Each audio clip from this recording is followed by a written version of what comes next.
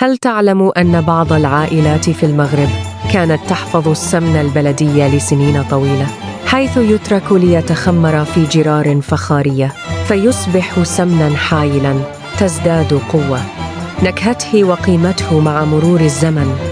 وكان بعضهم لا يفتح مخزونه الثمين إلا في المناسبات الكبرى كأعراس الأبناء بعد عقود من الحفظ. تاريخنا المغربي مليء بأسرار الصبر والجود. أما زالت هذه العادة موجودة في بيوتكم؟